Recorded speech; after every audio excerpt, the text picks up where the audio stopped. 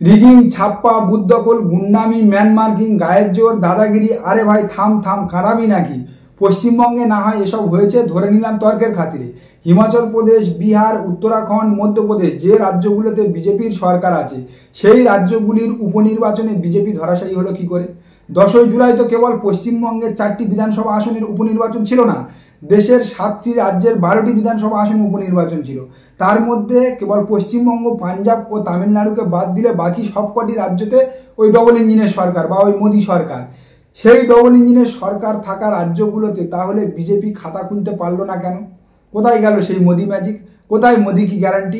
10ই জুলাই পশ্চিমবাংলার 4টি, বিহারের 1টি, মধ্যপ্রদেশের 1টি, পাঞ্জাবের 1টি, হিমাচল প্রদেশের 2টি আসন, আর তামিলনাড়ুর 1টি ও উত্তরাখণ্ডের 2টি, এই মোট 12টি আসনের উপনির্বাচন ছিল, অর্থাৎ 12টি বিধানসভা আসনের উপনির্বাচন ছিল। তার মধ্যে ভারতীয় জনতা পার্টি মাত্র 2টি আসনে জয়লাভ করেছে, বাকি 10টিতে জয়লাভ করেছে ইন্ডিয়া জোটের শরিক দলগুলো। এবার আসি পশ্চিমবঙ্গে, যেমন 4টি আসনে তৃণমূল কংগ্রেস জয়লাভ করেছে, বিহারে 1টি আসন, বিহারের সরকারে আছে ভারতীয় জনতা পার্টি, জোট সরকারে, সেখানে ভারতীয় জনতা পার্টি খাতা খুলতে পারেনি।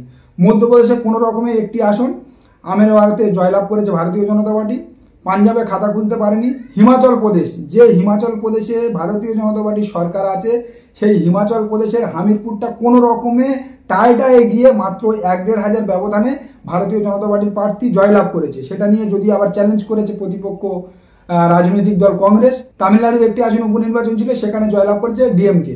আর উত্তরাখণ্ড, যে উত্তরাখণ্ডে ভারতীয় জনতা পার্টি জয়লাভ করেছিল, কেবল নয় লোকসভা নির্বাচনে ক্লিন সুইপও করেছিল, সেই উত্তরাখণ্ডের বদ্রীনাথ, অর্থাৎ বাবা মহাদেব শিবের ধাম বদ্রীনাথে, সেখানেও হেরেছে ভারতীয় জনতা পার্টি। আরেকটি আসন ছিল মাঙ্গালুরেও হেরেছে ভারতীয় জনতা পার্টি। 2টি আসনে কংগ্রেস জয়লাভ করেছে।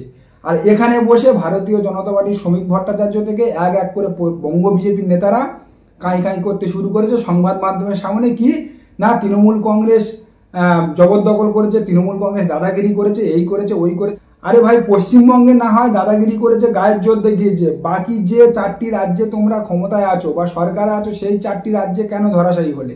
আর ভারতীয় জনতা পার্টির যে এই গায়ের জোরে জেতার তত্ত্ব বারবার খাড়া করার চেষ্টা করছে, সেক্ষেত্রে একটা বিষয় ছোট করে মনে করিয়ে দেওয়া দরকার, তৃণমূল কংগ্রেস বা রাজ্যের শাসক দল যদি গায়ের জোর দেখিয়ে জেতার হতো, তাহলে সাগরদিঘির উপনির্বাচনে হতে জিততে পারতো। কিন্তু সেখানে দেখা গেল কি, সাগরদিঘির উপনির্বাচনে কংগ্রেস জয়লাভ করেছে। যে কংগ্রেস পশ্চিমবাংলায় ভারতীয় জনতা পার্টির তুলনায় লোকবল, অর্থবল, পেশিবল সব দিকে পিছিয়ে আছে, সেই কংগ্রেস কিন্তু সাগরদিঘির উপনির্বাচনে জয়লাভ করেছিল। অর্থাৎ এই যে একটা তত্ত্ব বা ম্যাসিভ তত্ত্ব খাড়া করার চেষ্টা করছে ভারতীয় জনতা পার্টি, যে তৃণমূল কংগ্রেস গায়ের জোরে এগুলো করেছে বা গায়ের জোরে উপনির্বাচনে জয়লাভ করেছে, সেটা কিন্তু কিছুটা মেনে নেওয়া গেলেও সর্বৈব কিন্তু মেনে নেওয়া একেবারে অসম্ভব। যারা নিজেদের পরাজয় না বলে বারবার একের পর এক নির্বাচনে ধরাশায়ী হওয়ার পরেও ওই কেবল মানুষের কোর্টে বল ঠেলে দিচ্ছে আর নিজেদের নৈতিক জয় বলে বসে পড়ছে, তাদেরকে এটা মনে করে রাখা খুব দরকার যে পশ্চিমবাংলায় শাসককে বিদ্ধ করার মতো একাধিক কিন্তু ইস্যু ছিল, এই ইস্যুগুলো দিয়ে কিন্তু পশ্চিমবাংলাতে শাসক দলকে খুব ভালোভাবে টাইটে ফেলা যেত। কিন্তু সেখানে যা দেখা গেল, ভারতীয় জনতা পার্টি তো দূরের কথা, পশ্চিমবাংলার কোনো বিরোধী রাজনৈতিক দল সেই ইস্যুগুলোকে মানুষের সামনে উপস্থাপন করতে পারেনি বা তুলে ধরতে পারেনি। ভারতীয় জনতা পার্টি বলুন বা পশ্চিমবাংলার বিরোধী রাজনৈতিক দলগুলো, তাদের কেবল দেখা যাচ্ছে কলকাতা হাইকোর্ট আর সংবাদ মাধ্যমে, বাকি কোথাও তারা ভিজিবল নেই। তারা সেইভাবে আন্দোলন গড়ে তুলতে পারেনি, তারা সেইভাবে বর্তমান ইস্যুগুলোকে, যেগুলো শাসক দলের বিপক্ষে ইস্যু, অর্থাৎ একাধিক জায়গায় আপনারা দেখছেন একাধিক ইস্যু পড়ে আছে, কিন্তু সেই ইস্যুগুলোকে সামনে না এনে কেবলমাত্র ওই কোর্টের দরজায় বসে থেকে আর সংবাদ মাধ্যমে গরম গরম ডায়লগ দিয়ে আরো দিনের পর দিন কিন্তু তারা পিছনের সারিতে চলে যাচ্ছে। কারণ ভারতীয় জনতা পার্টি যে রাজ্যগুলোতে ক্ষমতায় আছে, সেই রাজ্যগুলোর উপনির্বাচনে কিন্তু কংগ্রেস জয়লাভ করেছে। ধরুন এই উত্তরাখণ্ডে 2টো সিটে কংগ্রেস জয়লাভ করেছে। উত্তরাখণ্ডে কংগ্রেস কিন্তু ভারতীয় জনতা পার্টির যে দুর্নীতিগুলো, ভারতীয় জনতা পার্টির সরকার সেখানে যে অপকর্মগুলো করেছে, সেগুলো কিন্তু মানুষের সামনে তুলে ধরতে পেরেছে, ইস্যুগুলোকে মানুষের সামনে ভিজিবল করতে পেরেছে, যে কারণে উত্তরাখণ্ডে কিন্তু উপনির্বাচনের ফলাফল শাসক দলের পক্ষে যায়নি। তেমন ধরুন আপনি হিমাচল প্রদেশেও সেম একই রকম।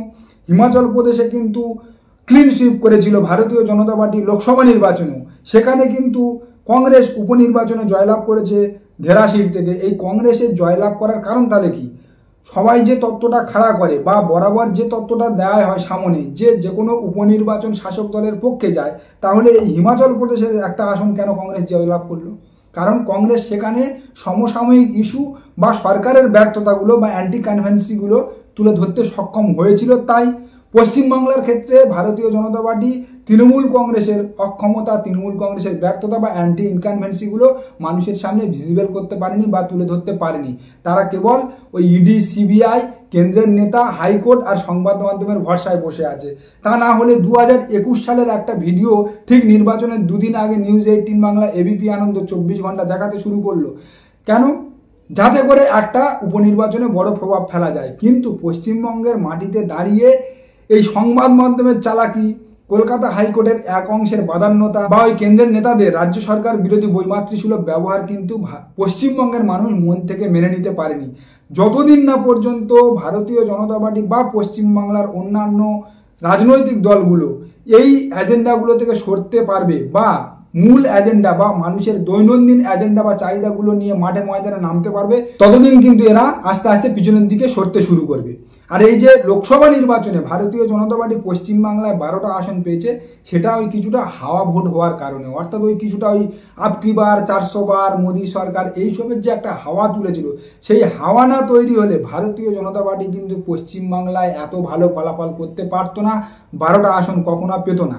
ইন্ডিয়া জোট লোকসভা নির্বাচনের একেবারে শেষ লগ্নে বা শেষ টাইমের দিকে এসে যে তৎপরতা দেখিয়েছে বা যে সংঘবদ্ধ হয়ে একসঙ্গে লড়াই করার একটা মানসিকতা তৈরি করতে পেরেছিল, এটা যদি আরো বেশ কিছুদিন আগে বা ওই 6 মাস আরো 1 বছর আগে তৈরি করতে পারতো বা এই ইউনিটিটা একসঙ্গে দেখাতে পারতো, তাহলে কিন্তু আজকের ভারতবর্ষের প্রধানমন্ত্রীর গদিতে নরেন্দ্র মোদী বসতে পারতো না। উপনির্বাচনের ফলাফলগুলো যে ট্রেন্ড দেখাচ্ছে, আগামী দিনে আরো উপনির্বাচন বাকি আছে, সেই উপনির্বাচনে যদি একই ট্রেন্ড বজায় থাকে, তাহলে আগামীর বিধানসভা নির্বাচনে পশ্চিমবাংলায় তো মমতা বন্দ্যোপাধ্যায় হাসতে হাসতে 250 ক্রস করে যাবে, 250 আসন ক্রস করে যাবে। এবং আরও যে বিভিন্ন রাজ্যগুলোতে উপনির্বাচন বা নির্বাচন আছে একের পর এক, সেখানে কিন্তু বিরোধী জোট বা বিরোধী ঐক্য শক্তিশালী হয়ে উঠবে। আর বিরোধী ঐক্য বা বিরোধী জোট যদি এভাবে শক্তিশালী হয়ে উঠতে থাকে, তাহলে কিন্তু এই 240টা আসন পেয়ে সামান্য ইন্ডিয়া জোটের সঙ্গে 3টে আসনের ডিফারেন্স রেখে নীতিশ কুমার আর নাইডুকে সঙ্গে নিয়ে চলা এনডিএ সরকার বেশি দিন সরকারে থাকতে পারবে না। নমস্কার, আজকের প্রতিবেদন এখানে শেষ করলাম। দেখা হবে আগামী কোনো প্রতিবেদনে। আর আজকের প্রতিবেদন সম্পর্কে আপনাদের কি মূল্যবান বক্তব্য তা অবশ্যই আমাদের জানাতে পারেন আমাদের কমেন্ট সেকশন।